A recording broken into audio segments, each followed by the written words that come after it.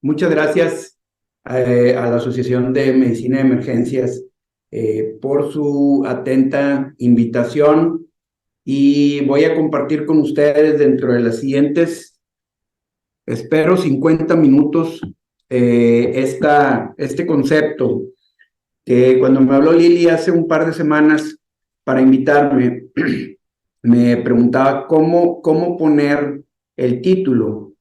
Y como estamos involucrados en un proceso de certificación, pues me gustó este término de creando un centro de excelencia en el manejo de los síndromes coronarios agudos, el papel del servicio de urgencias. Y durante los siguientes minutos voy a compartir con ustedes muchos de los conceptos de las nuevas guías de dolor torácico del American College of Cardiology. Básicamente es el American College, también el American Heart Association está endosando estas guías y estos son los 10 mensajes que quiero que a partir de ahorita permeen en la mente de todos los que nos dedicamos a esta situación del dolor torácico y las emergencias. Esta mnemotecnia, chest pains, no sé, me gustaría saber que levanten la mano las personas que ya habían oído hablar de esta mnemotecnia, chest pains. Ok, entonces es algo que no ha permeado. Ya tiene 2 años estas guías y no han permeado y están complejas. Entonces, no es algo muy accesible. Les voy a comentar estos mensajes que son básicos. Primero la C es chest pain, dolor torácico, que lo que quieren que permee es que el dolor torácico significa algo más que dolor. Es decir, hay muchos síntomas que se presentan que anteriormente se les llamaban atípicos y ahora sabemos que el paciente puede llegar con palpitaciones. Un paciente que atendí el lunes de la semana pasada, llegó con dolor en la garganta. No llegó con dolor torácico y tenía un infartazo, que al rato les voy a enseñar su electrocardiograma.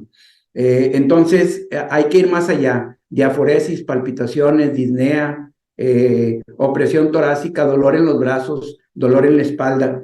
Y comento en forma coloquial que a los estudiantes de medicina, yo les digo que cualquier dolor entre el ombligo y la quijada, por adelante o por atrás, es un infarto hasta no demostrar lo contrario. Y merece que se le tome un electrocardiograma, porque no saben ustedes la variedad de presentaciones que a través de tantos años he visto.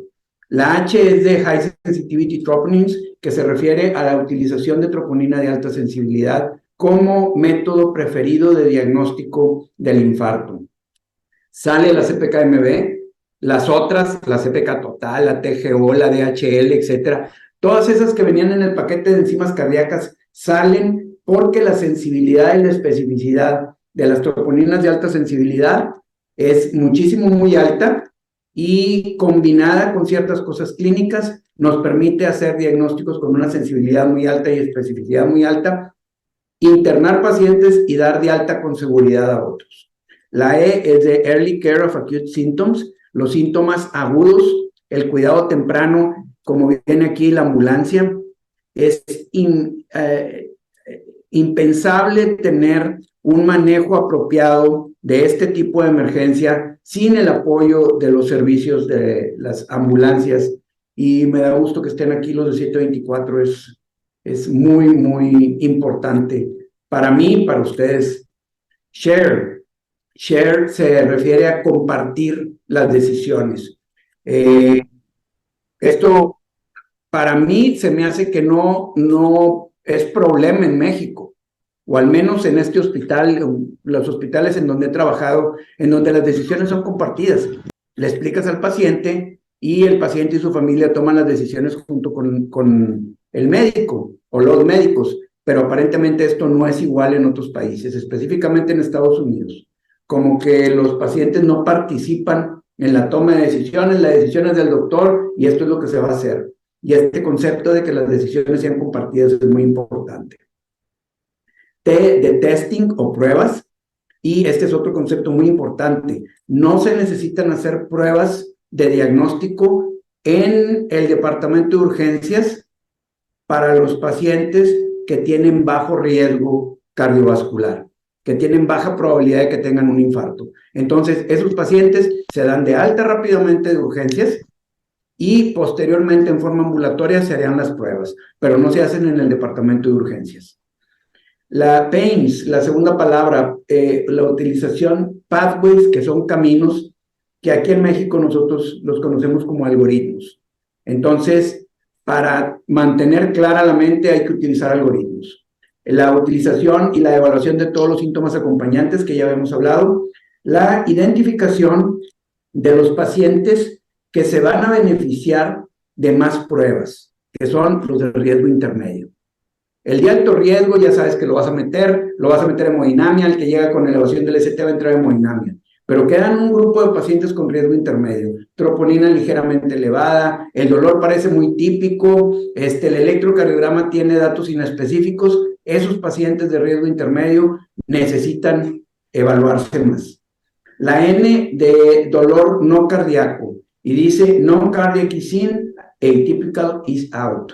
Ahora, en vez de llamarle un dolor atípico, como se ha llamado por mucho tiempo, pues creo que es más prudente cambiarle ese nombre y llamarle dolor no cardíaco, en vez de dolor atípico.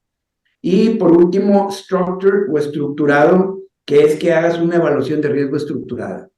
Es decir, no es al trancazo, no es lo que se me ocurra.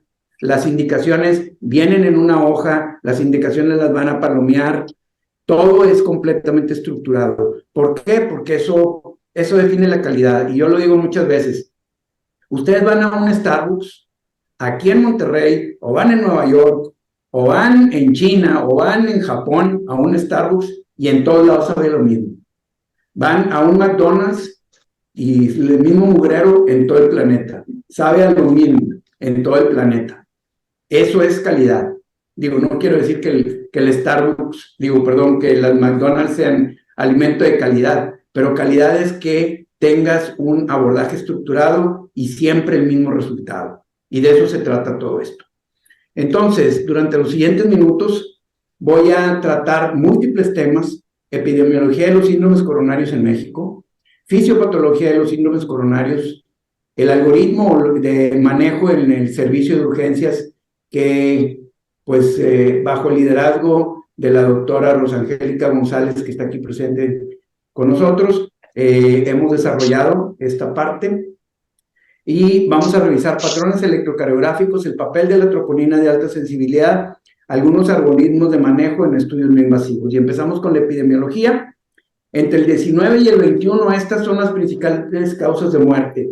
Esta estadística nos clavamos en INEGI, Nayeli, que yo creo que muchos de ustedes la conocen, a Nayeli Benito y yo, para buscar las principales causas de muerte. Y después de estar escarbando todo esto, encontramos estadística en el 2019, 20 y 21, y ya me dediqué a graficarla. Los números los sacamos entre los dos. En el 20 y el 21, COVID fue indudablemente la causa número 1 de muerte. Las enfermedades cardiovasculares fueron la segunda causa de muerte, luego la diabetes, el cáncer, la neumonía, ictus, que es el déficit neurológico vascular cerebral agudo, se llama ictus, que puede ser hemorrágico o isquémico, enfermedades del hígado, accidente, homicidios. Vean este problema, ¿no? En Nuevo León los homicidios son un problema de salud pública. Están dentro de las 10 primeras causas de muerte. Y esto creo que es terrible.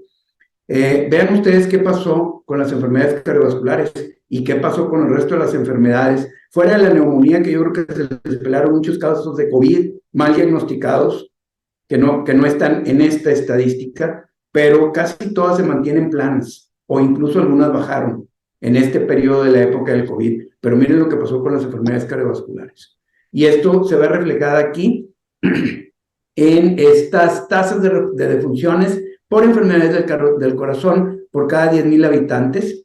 Esto es a nivel nacional. Y vean cómo venía subiendo progresivamente la tasa de mortalidad, más o menos a un ritmo de entre 3 y 5%, que es lo normal que se espera. Y en el momento que llega COVID, se sube 40%. ¿Por qué? Pues una causa es que los pacientes tenían miedo de venir a los hospitales. Entonces, me voy a infectar, y me hablaban, una semana fue para mí terrible, deprimente, porque me hablaron por teléfono 3 pacientes con datos clásicos de infarto. Váyase al hospital, váyase a urgencias, no porque me voy a infectar, no porque luego no voy a salir, se va a morir si se queda en su casa, señora. Se van, 2 mujeres fallecieron y un hombre.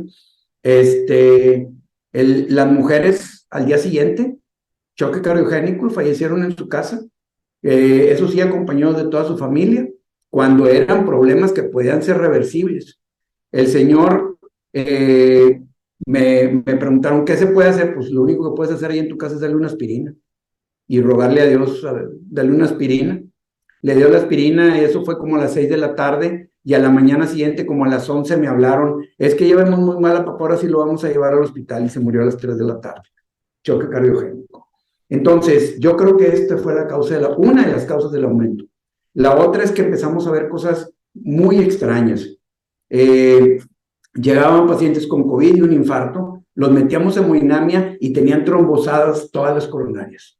Cuando normalmente entras y hay una arteria responsable del infarto, aquí tenía 2 o 3 y no sabían de cuál tratar. Y empezabas a tromboaspirar y se volvían a formar los coágulos. ¡Fue horrible! Sí, fue horrible. Veamos ahora qué ha pasado en los últimos años con la frecuencia de lo que se llama aterotrombosis. Aterotrombosis es un término que se acuñó a principios de este siglo, en donde combinaba las enfermedades del corazón, combinaba diabetes mellitus, que la diabetes, recordemos, generalmente no mata por hiperglicemia, mata por complicaciones vasculares. Y por último, los ictus, y esto es a nivel nacional.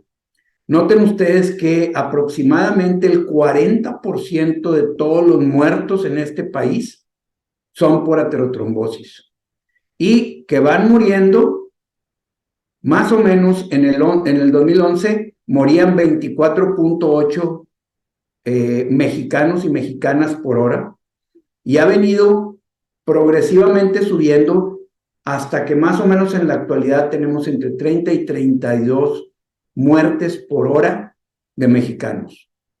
Esto es una epidemia. Ya se acabó el COVID. O sea, bueno, no es cierto, ¿no? Ya se acabaron las muertes por COVID. COVID, creo que hoy reportaron en esta semana 1,000 casos diarios en Monterrey, reportó Salud.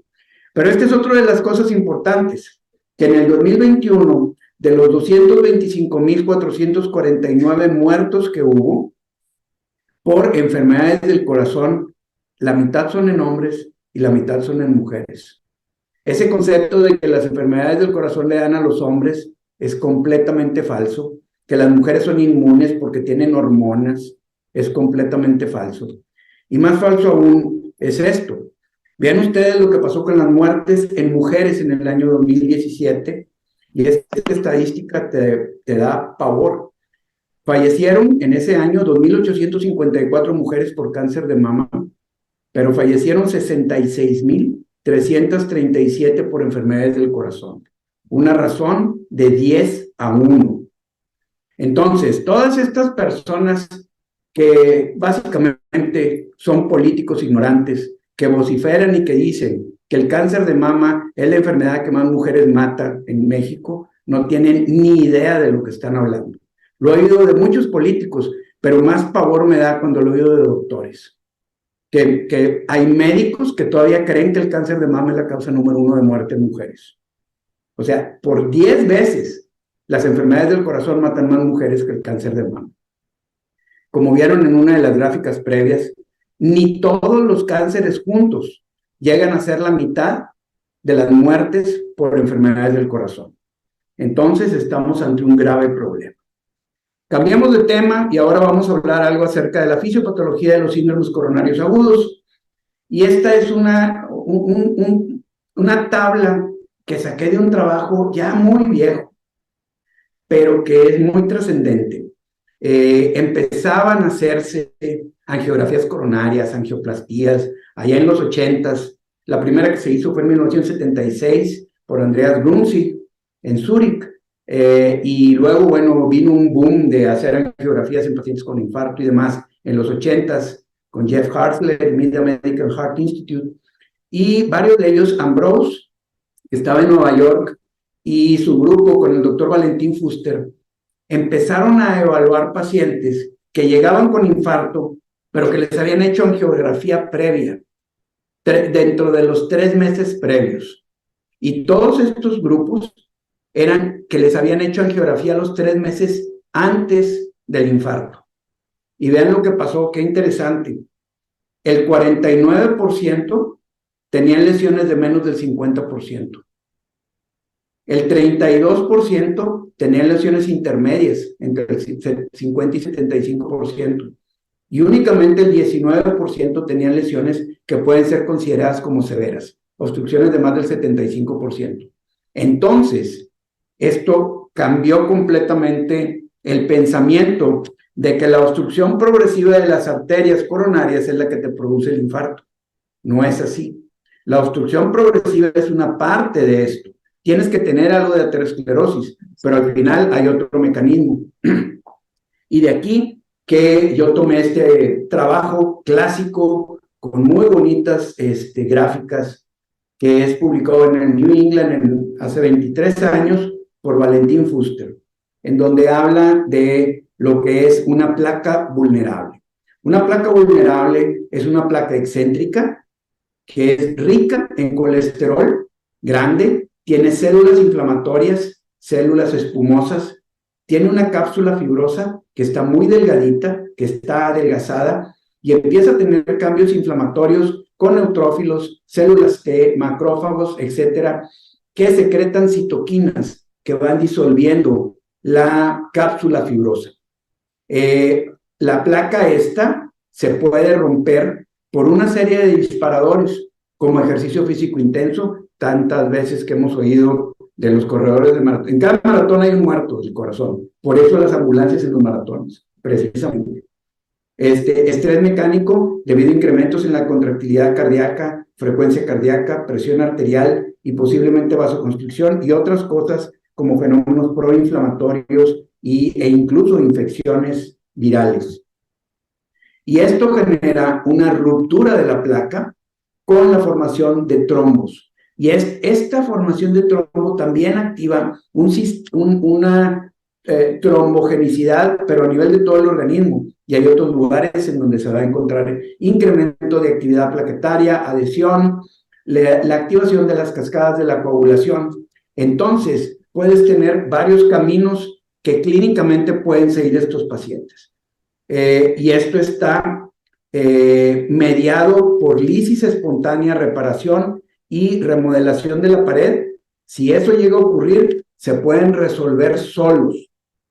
Pero si tiene una oclusión coronaria incompleta, generalmente el paciente termina con angina inestable o con un infarto sin elevación del ST, sin ondas Q. Y si esta es una oclusión coronaria completa, entonces va a desarrollar un infarto agudo del miocardio. Y esta es la fisiopatología de los síndromes coronarios agudos. Veamos ahora el algoritmo de manejo en el servicio de urgencias. Nos tomó, ¿cuánto, Angélica? Entre 2 y 3 meses, entre escarbar en la literatura, sentarnos, ponernos de acuerdo, escribirlo, enviarlo a American College of Cardiology para revisión, rebotarlo, cámbiale, muévele, no me gusta, cámbiale para aquí, cámbiale por acá. Pero este es el producto terminado que escribió la doctora Angélica y tuvo a bien prestarme sus transparencias para esta presentación. Entonces, esto es lo que estamos haciendo actualmente en el servicio de urgencias. El paciente que puede llegar deambulando en silla de ruedas, por su propio pie, en su automóvil, o puede llegar en ambulancia. El paciente que llega en ambulancia puede llegar desde domicilio, puede llegar desde otro hospital o puede llegar desde uno de los CAM, de los centros ambulatorios que tiene el sistema Christus Health, Christus Muversa en México, y va a pasar a alguno de los cubículos cardiológicos. Ya están equipados, ya se tiene todo el concepto de cómo debe de ser.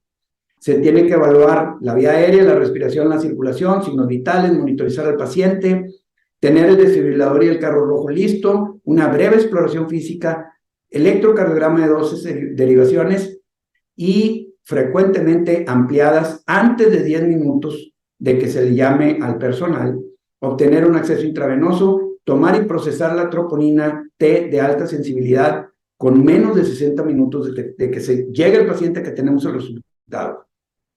Y exámenes de laboratorios básicos. Siempre cuando yo estaba joven, a mí me enseñaron que en cuanto llegara el paciente a urgencias había que ponerle la mona. Y la primera vez que me oí eso, ya le pusieron la mona. Y dije, viene infartado, usted le quieren poner una mona. ¿Cómo? Pero se refería a la morfina, el oxígeno, los nitratos y la aspirina. Esa era la mona. Y esto ha cambiado. Qué interesante. Fuera de que se tiene que administrar aspirina en una dosis cercana a 300 miligramos, porque no hay de 300 miligramos, masticable, ¿ok? Que eso es importante, sin cubierta entérica, para lo cual le dan 3 aspirinas de bebé, 3 baby aspirin, de las rosas que son masticables o que se las pueden chupar, porque necesita rápida absorción y no puede tener cubierta entérica porque retarda la absorción. Nitroglicerina en el caso que esté justificado y que sea necesaria que el paciente siga con dolor, puede ser sublingual o puede ser intravenosa. Morfina, si no responde a las otras, a la nitroglicerina, por ejemplo. Y el oxígeno, que esto es una cosa muy importante. Desde hace como unos 10 o 12 años, hubo un trabajo que se presentó en un congreso europeo en donde veían que si les dabas oxígeno cuando no estaban desaturados, se incrementaba espasmo coronario y podía aumentar el tamaño del infarto. Entonces, desde entonces en las guías se dice que debes de utilizar el oxígeno únicamente si tienen la saturación baja. Hay diversas guías, hablan de diversos números. Nosotros nos adaptamos a las de los americanos, que dice que es menos de 90%. En otros lados dice que 92%, pero no, claramente abajo de 90 hay que darle oxígeno. Este es otro punto muy importante. El uso de inhibidores P2Y12 debe de ser por decisión del cardiólogo tratante. ¿Por qué motivo? ¿Por qué no darle clopidogrel como se dice que se debe de hacer en todos lados? Porque puede ser que decida no darle clopidogrel y puede ser que decida que el segundo P2Y12 sea ticagrelor o sea prasugrel, porque han demostrado ser más efectivos que el clopidogrel.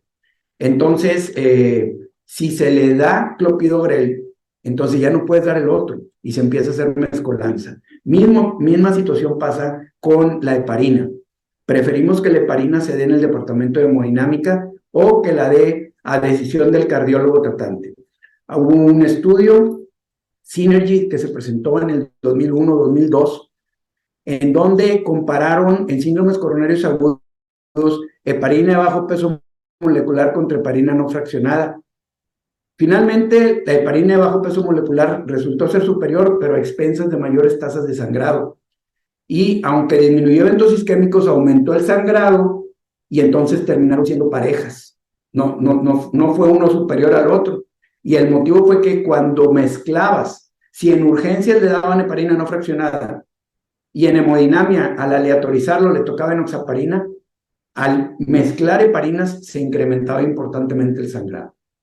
Entonces, ese es un motivo para no dar la heparina en urgencias. El segundo motivo es que la heparina no fraccionada es no sabemos si va a funcionar. Es un acto divino. O sea, tú se lo pones y tienes que tener fe de que jaló. Y cuando le pones heparina no fraccionada, tú le puedes medir un tiempo de coagulación activado, un ACT, y en 2 minutos tienes el resultado. Y sabes si jaló o no jaló. Y sabes si le tienes que poner más dosis, porque también para eso te ayuda. Entonces, la mayoría de los cardiólogos intervencionistas preferimos dar heparina no fraccionada en hemodinamia. Tomamos una ACT inicial y antes de poner el stent, antes de meter fierros, meter alambres y demás, ponemos la heparina y revisamos a los 15-20 minutos que haya funcionado la heparina. y el ACT tiene que estar alrededor de 250. Hay que tomar una tele de tórax portátil y, bueno, pensar también en la posibilidad de que se vayan a necesitar fibrinolíticos. Muy rara vez ha tocado, pero te puede tocar que, como ahorita estamos en una situación en donde se está remodelando una de las salas, nomás tenemos un laboratorio de hemodinamia disponible, y si hay un procedimiento de estos electrofisiológicos que se tardan como si vieras 2 partidos de fútbol, se tardan como entre 4, a veces hasta 3 partidos de fútbol, 4, 6 horas, en donde van a tener ocupada la sala y no puedes sacar al paciente. Entonces tienes que tener siempre la idea y la disponibilidad de hacer terapia fibrinolítica en urgencias. Y entonces vamos a hablar de ese otro tema en este momento.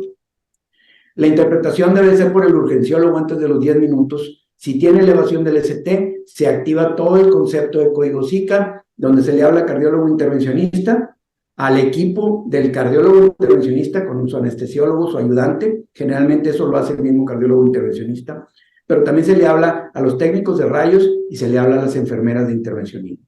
Estamos en un proceso en el cual esperemos que nos permitan tener equipo para hemodinamia a las 24 horas. Actualmente las enfermeras tienen que venir cuando se les habla y eso hace que se pierda tiempo. Y si estamos metidos en este concepto de obtener una acreditación, es necesario que se actúe con mucha más rapidez. Después de la evaluación por el cardiólogo intervencionista, se verá la terapia de reperfusión y tenemos una meta, puerta-balón, de que el paciente cruza la puerta que tiene abierta la arteria, debe ser menos de 90 minutos. Si no se va a meter al paciente en hemodinamia por todos estos conceptos que les estoy diciendo, tiene una meta de tiempo puerta-aguja, refiriéndose a la aguja, al fibrinolítico que le vas a poner intravenoso, en menos de 30 minutos. Entonces, o sea, nada más ponerse a pensar que si te tarda 5 minutos, aquí en este...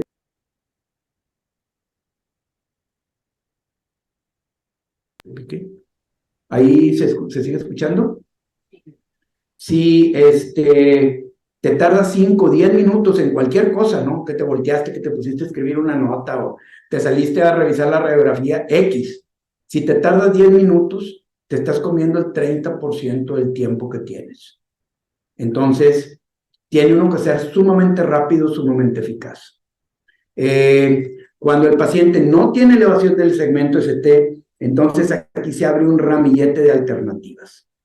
No quiero tocarlo porque puede resultar un poco complejo y creo que debe de ser revisado a conciencia por cada persona cuando tengan todos ustedes las guías en sus manos, las guías que fueron escritas por nosotros en sus manos, pero básicamente el concepto es el siguiente. Electro y troponina. Y se le determina una escala que se llama HART, que en la siguiente diapositiva se los voy a poner a detalle.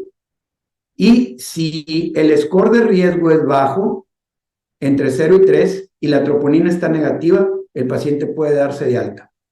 Pero si tiene riesgo intermedio o riesgo alto, el riesgo intermedio lo tienes que reevaluar, mínimo 1 hora. Y si hay un cambio de más de 3 nanogramos por litro en la troponina entre la primera y la segunda, entre la de la hora 0 y la hora 1, o más de 20% de elevación, entonces ese paciente se tiene que quedar y se tiene que evaluar. Allí el paciente tendrá que quedarse internado.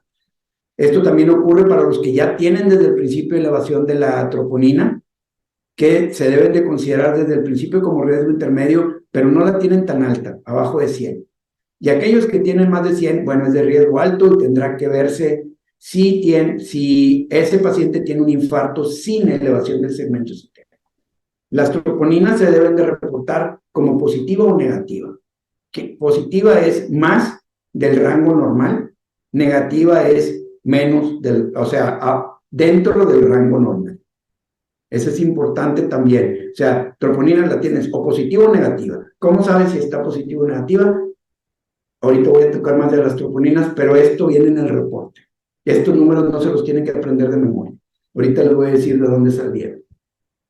Esta es la escala de Hart. Hart es una mnemotecnia, H para la historia clínica, E para el electrocardiograma, A en inglés age, que en español quiere decir edad, R para el riesgo, para determinar si tienen factores de riesgo coronario, y T para determinar el nivel de troponina de alta sensibilidad. Entonces, uno lo puede poner, si la historia clínica es de una sospecha alta, dolor clásico, le da 2 puntos, sospecha media 1 punto, sospecha baja 0 puntos. En el electro, si tiene depresión del segmento ST 2 puntos, trastornos inespecíficos 1, normal 0. La edad, más de 65, 45 a 64 y menos de 45. Los factores de riesgo, si tiene 3 o más factores de riesgo o ya tuvo un evento cardíaco, son 2 puntos. 1 o 2 factores de riesgo, 1 punto, y sin factores de riesgo 0. Y la troponina, si está elevada, más de 2 veces el límite máximo normal, 2 puntos. Entre 1 y 2 veces 1 punto, y menos o igual al límite máximo normal 0.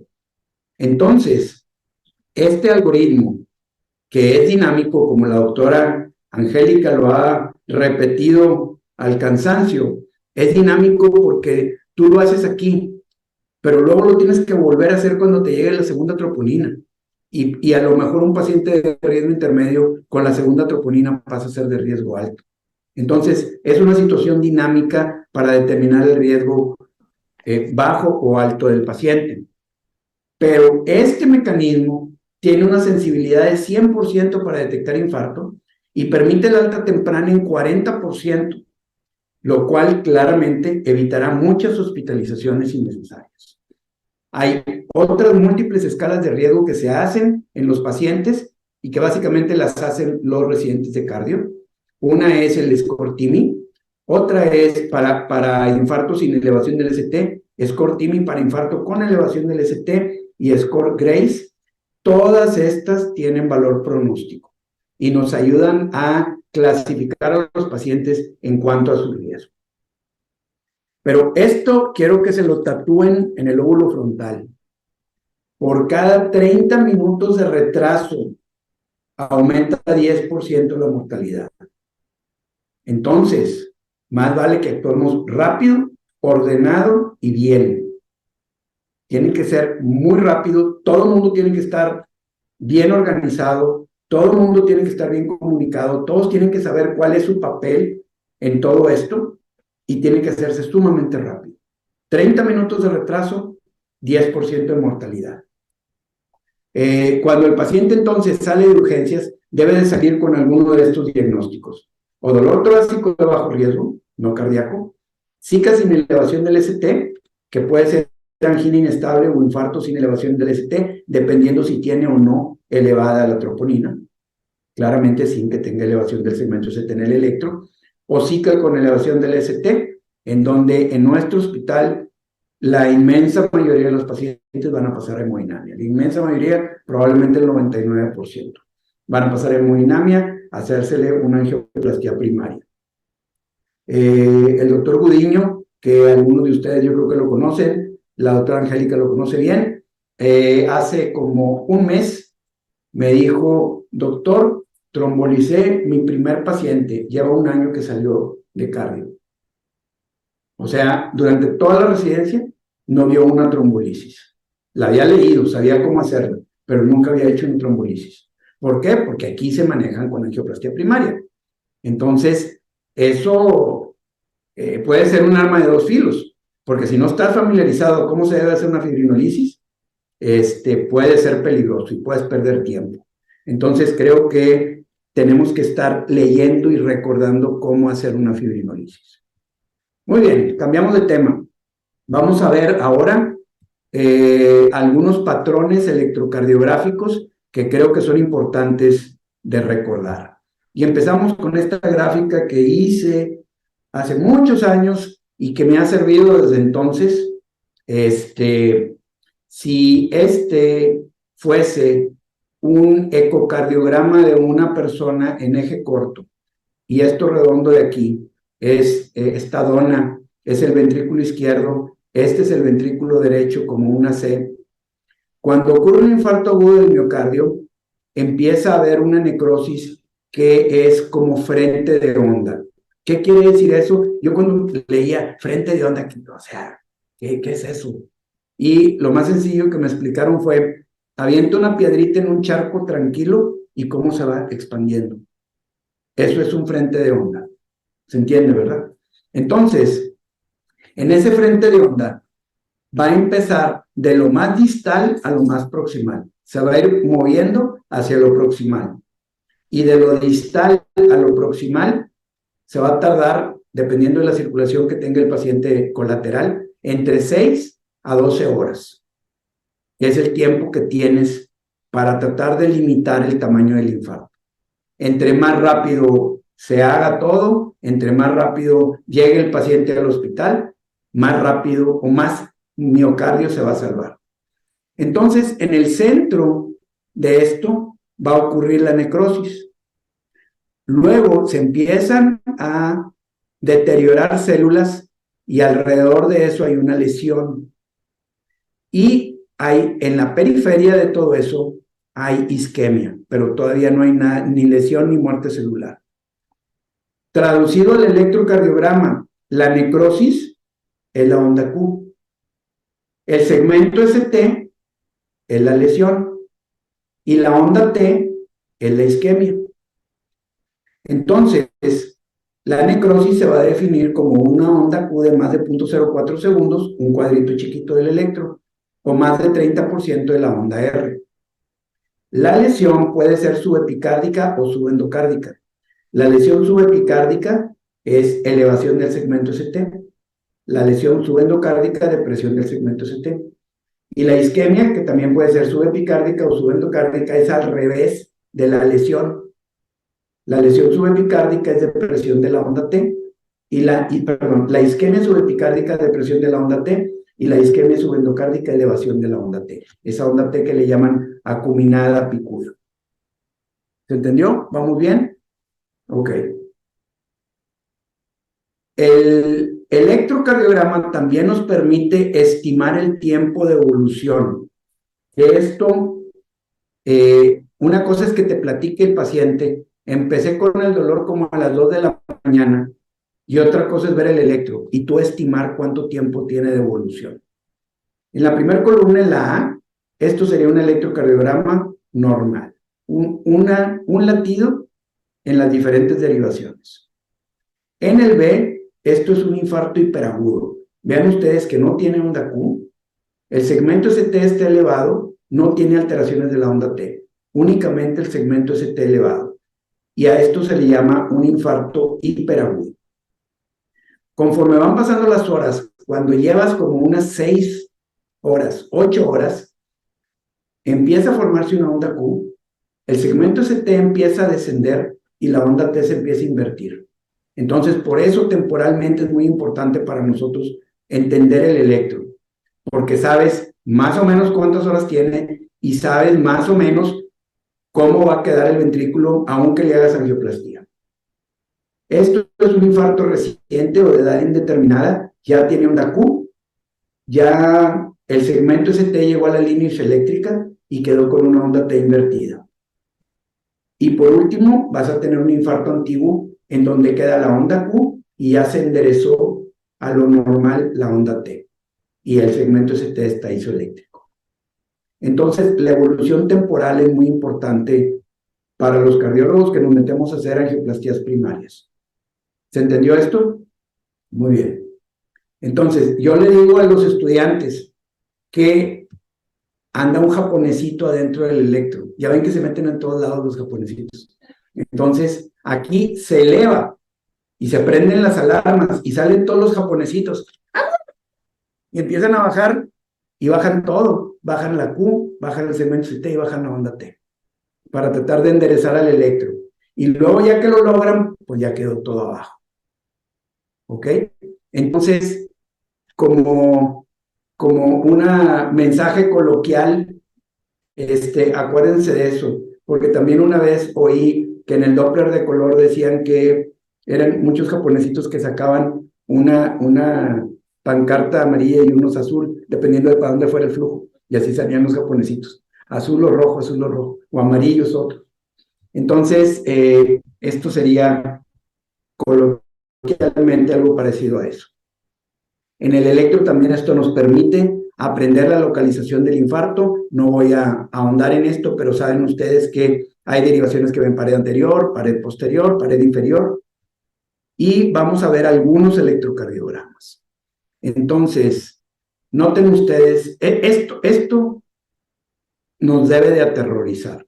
Cuando vean esto, en cualquier momento se va a morir el paciente. Elevación del ST inferolateral extensa, ¿ok? Con, en este caso, depresión del segmento ST en B1 a B3, que habitualmente es como si vieran en espejo. O sea, el frente se ve en espejo con la espalda. Entonces, en espejo sería elevación del ST en la espalda. ¿Ok? Entonces, trae un infarto inferolateral y posterior. Este paciente es paciente mío, lo metí a hemodinamia y tenía un stent ocluido en la circunfleja y además una lesión severa en la descendente anterior y terminamos reconstruyendo tronco, circunfleja, DEA. Fue horrible también pero quedó muy bien el señor. Se fue el otro día a su casa. Este otro paciente también, vean ustedes que tiene ondas Q, tiene elevación del ST, un poco de inversión de la onda T, entonces tiene un infarto en evolución. Tiene un infarto que ya como las ondas Q son muy profundas, aunque el segmento ST esté elevado, probablemente tenga entre 6 y 12 horas de evolución. Entonces, no vamos a esperar que vaya a tener demasiada mejoría la función ventricular si le abro la arteria, porque ya al menos tiene 6 horas. ¿Les da miedo? Bueno, se tienen que poner a temblar cuando vean eso. Ya saben qué hacer, ¿verdad? Inmediatamente hay que cardiovertir al paciente. Esta taquicardia ventricular no es fibrilación ventricular, entonces puedes ponerlo sincrónico. Es preferible ponerlo sincrónico.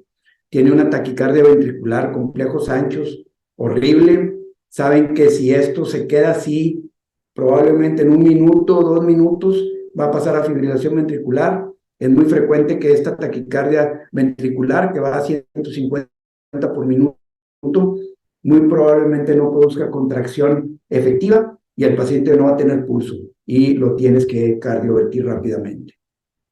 Este paciente le hicimos una angioplastía por un infarto y este es el electro después de la angioplastía, al llegar a cuidados intensivos.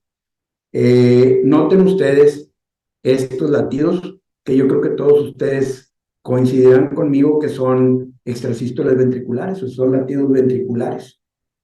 Esto tiene P y tiene QRS, P y QRS, estos son latidos sinusales normales, pero esto, si tienes 4 latidos juntos y aquí 3 latidos juntos, pues uno pensaría en llamarle, pues, taquicardia ventricular, nada más que no está taquicárdico, porque tiene 300, 150, 100, aquí 75, trae como 80.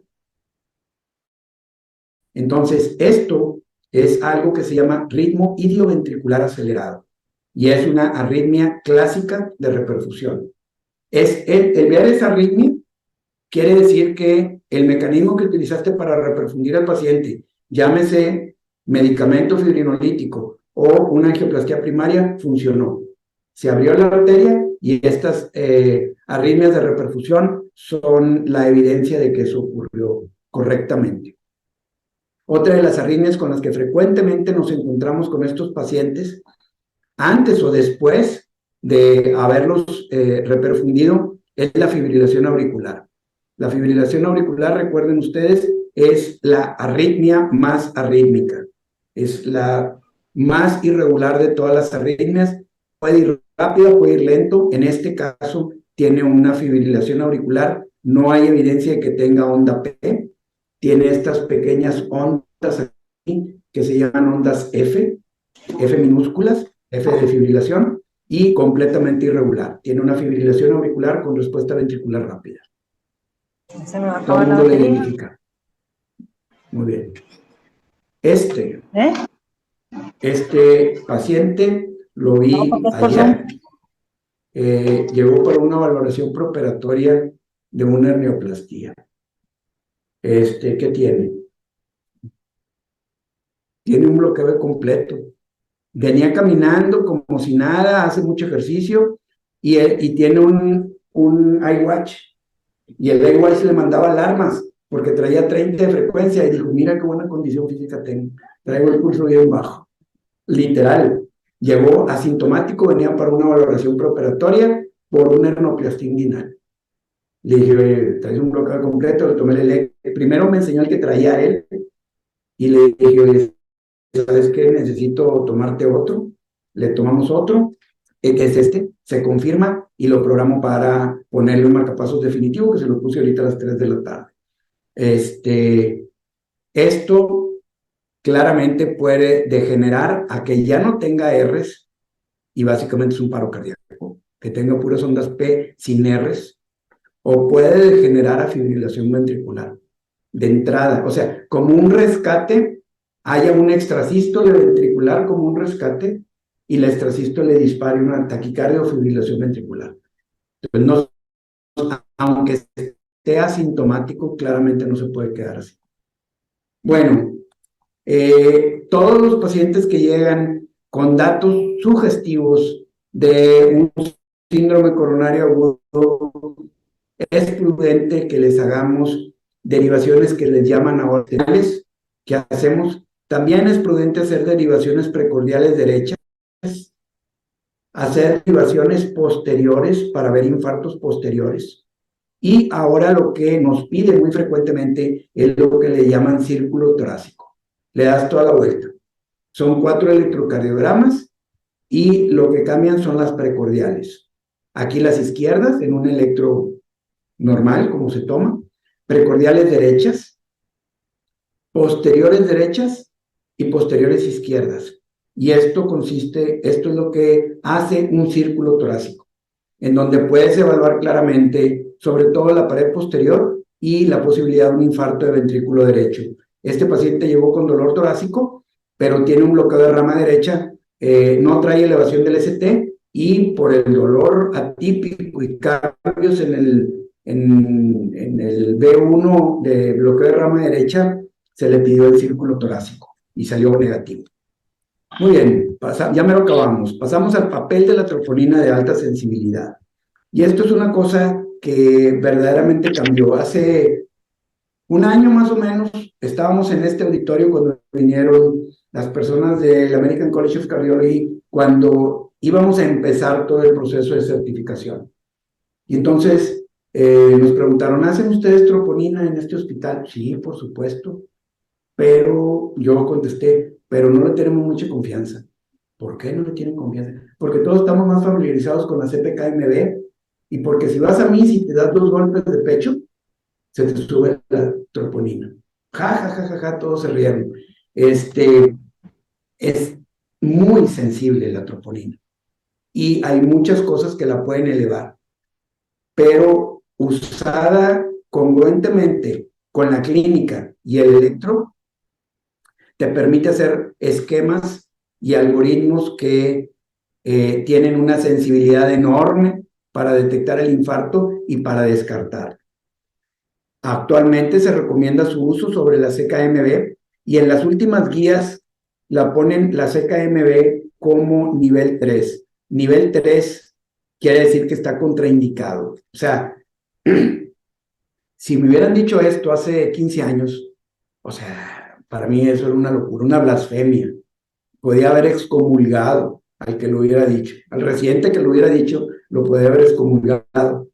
Pero debido a todas estas cosas que les estoy diciendo, y a que se tarda más en elevarse, a que es menos sensible que la troponina, se descarta para el manejo agudo en urgencias el uso de la CPK-MB. Entonces, desde hace más o menos un año, el kit aquel que teníamos de Point of Care, creo que le llaman POC, troponinas POC, o no troponinas, enzimas cardíacas POC, desapareció. Con el compromiso de que la troponina de alta sensibilidad se tenga antes de 1 hora, el resultado. Entonces, bueno, esto es lo que ya les dije. Entonces, aquí entra otro concepto, que es normal. Y el nivel gaussianamente normal, recordamos la campana de Gauss, que tiene una media y dos desviaciones estándar, y afuera de las dos desviaciones estándar, eso ya se sale de lo normal. Entonces, el nivel gaussianamente normal lo tenemos que determinar en cada población y para cada bioensayo. No es lo mismo el de la marca Pfizer que el de la marca Roche, etcétera. Tienen niveles diferentes y es muy importante entender eso. Y cada bioensayo va a estar basado en la percentila 99, o sea, el 99% de los normales, en 400 hombres y 400 mujeres sanos que no estén tomando medicamentos cardiovasculares, que tengan BNP, hemoglobina glucosilada y tasa de filtración glomerular normales. Y entonces esto se debe de definir por grupo etario, por edades y por género biológico, no el género que el paciente percibe que tiene, sino con el que Dios lo hizo, o que sus papás los trajeron al mundo.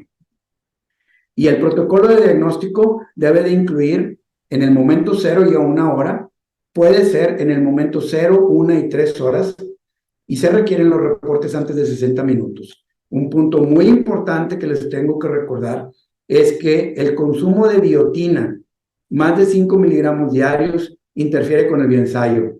Y la pregunta es, ¿y quién fregados toma biotina? Y la respuesta es, sirve para el pelo y para las uñas. Interfiere con los bioensayos. Entonces, hay que preguntarles, sobre todo a las señoras, pero también se los dan a ciertas personas como yo. Yo no lo tomo. Debería de haberlo tomado en su momento, pero ahorita es demasiado tarde. Entonces, la biotina, 5 miligramos al día, interfiere con el bioensayo y entonces ya no puedes armar todo tu protocolo diagnóstico. Y bueno, también, como lo decíamos hace rato, la elevación de más de 20% entre dos tomas debe de considerarse como un evento cardíaco agudo. Pero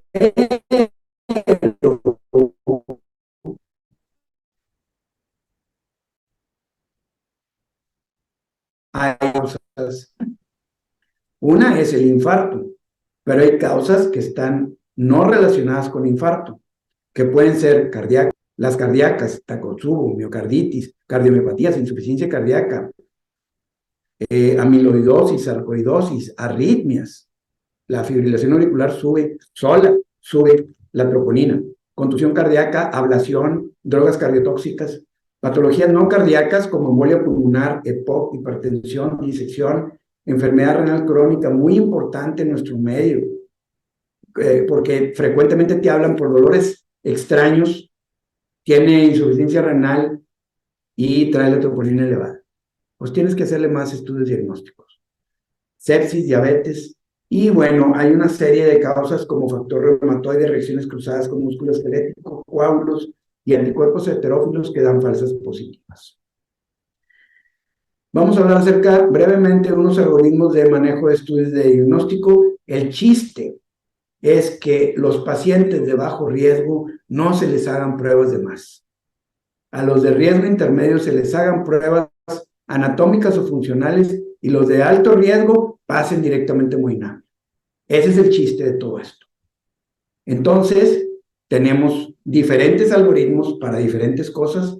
Brevemente, el algoritmo para sospecha de Zika, que debe de evaluarse las troponinas seriadas, pensar en una evaluación anatómica y funcional que ahorita las voy a evaluar, y si tienen todos estos cambios dinámicos, dolor recurrente, inestabilidad hemodinámica o eléctrica, reclasificar al paciente como alto riesgo y seguir con los algoritmos pertinentes. El paciente debe de pasar a hemodinamia cuando tiene angina inestable o infarto sin elevación del ST, y algunas de estas características, la velocidad con la que tienes que pasar al paciente es lo que hace las diferencias. En el paciente que está inestable, dolor continuo, elevación progresiva de la troponina, inestabilidad hemodinámica, hipotensión, insuficiencia cardíaca, arritmias, etcétera, ese paciente debe mandarlo inmediatamente. ¿Qué es inmediato? No es como la angioplastía primaria antes de 90 minutos, pero tienes que tratar de meterlo en hemodinamia en las siguientes 2 horas. Pacientes de menor riesgo, riesgo moderado, puedes estar entre 24 y 72 horas. Pacientes que tienen muchos cambios en las pruebas evocadoras de isquemia, hay que buscar una angiografía temprana antes de las 24 horas. Si en las pruebas de isquemia tiene isquemia leve, lo puedes manejar invasivamente, pero siempre habrá una alternativa de mandarlo a la casa con tratamiento médico óptimo. Esto ya es en pacientes que están hospitalizados, no es el manejo en el departamento de urgencias. Cuando vas a evaluar la enfermedad coronaria, tiene uno que pensar en que puede ser anatómica o funcional la evaluación. La anatómica generalmente lo hacemos con un angiotac y la funcional generalmente lo hacemos con pruebas evocadoras de isquemia, que son todas estas. Y puntos importantes, puedes hacerle una prueba de esfuerzo, medicina nuclear, ecoestrés o angiotac, y cada una de ellas tiene diversas contraindicaciones y limitaciones. Una de ellas muy importante es que si le vas a dar al paciente dipiridamol para la prueba de medicina nuclear, no le debes dar cafeína en las 2 horas previas. Y tenemos múltiples métricas. Esto es un proyecto multidimensional que viene atención prehospitalaria, 724, urgencias. ¿Qué pasa si se retrasa en hemodinamia? ¿Cómo trataremos en hemodinamia? Intensivos, dolor intrahospitalario, rehabilitación, educación a la comunidad y educación a los colaboradores. Hicimos una guía de manejo local que fue, yo le escribí la primera versión y luego se la mandé a los cardiólogos que trabajamos aquí, enfermería, urgenciólogos, etcétera, para que me dieran sus puntos de vista y su retroalimentación, y metimos toda esa retroalimentación en las guías y fue la versión 2.0. Y entonces es muy probable que sí se vayan a llevar a cabo estas guías de manejo porque fue hecha por todos. Está consensuada. Tenemos ahorita un tiempo balón menor de 90 minutos en básicamente el 90% de los pacientes. Estadísticamente hemos ido bajando el tiempo para el reporte de la troponina. Se tarda 5 minutos en que llamen a que tengan el electro hecho. Medimos la fracción de expulsión en más del 80% de los pacientes, estatinas en dosis altas en 90%, segundo inhibidor P2Y2 en el 90%. Y voy a terminar con una breve anécdota. Conocí a Kaoru Ichikawa en una carne asada. Lo conocí de habladas, ¿verdad? Porque no vino en la carne asada. Pero ustedes saben, ¿no? Pones el carbón, haces la pirámide, ¿verdad? La prendes, pones el carbón y mientras está quemando y está poniéndose blanco, ustedes no necesitan explicación porque son de aquí, la mayoría saben de carne asada, pero hace una semana estaba con directores de múltiples hospitales de toda la República y había gente de Mérida y de Puebla que en su vida han hecho una carne asada, ¿saben qué quiere decir eso? Mientras se está consumiendo el carbón y se está haciendo blanco, antes de que lo extiendas y te estás tomando esas bebidas carbonatadas, de malta, cebada y lúpulo, y se están extinguiendo enfrente de ti.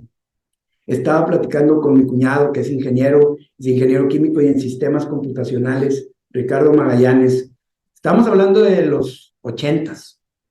Y en ese tiempo, él me habló de Kaoru Ichikawa. Yo le estaba explicando de las angioplastías y él me hablaba de Kaoru Ichikawa. Y él trabajaba en ese tiempo en ILSA y estaba apantallado con los cambios que habían hecho de calidad en Metalsa. Metalsa todavía existe, está rumbo a Podaca, por la carretera al aeropuerto, y habían incrementado sus niveles de calidad, con lo cual tenían mejores productos, tenían más ganancias económicas, etcétera, basándose en los principios de Ichikawa. Entonces, pues dije, no, ¿qué tiene que ver eso con la medicina? Me puse a leer algunas cosas de Ichikawa. Claro que nunca voy a ser un experto ni digo que leí muchas cosas, pero hubo una frase que a mí me apantalló de Kaoru Ichikawa, que dijo, si lo puedes medir, lo puedes entender. Y si lo puedes entender, lo puedes mejorar. Entonces, esta certificación en la que nos embarcamos es precisamente de mediciones. Se miden 400 variables por cada paciente. Y con esas variables se sacan métricas. Métricas que te permiten entender y te permiten ir mejorando. Pero tiene que ir la métrica asociada a un análisis, a una tormenta de ideas y a generar cambios. Y que los cambios se hagan. Y eso es lo que hemos hecho en el último año. El 27 de septiembre van a venir del American College a revisar todo lo que hemos hecho y veremos si nos convertimos en el primer hospital en México, el segundo en Latinoamérica, en estar certificados como centro de excelencia en el manejo del dolor torácico. Esperemos que así sea. Muchas gracias por su atención.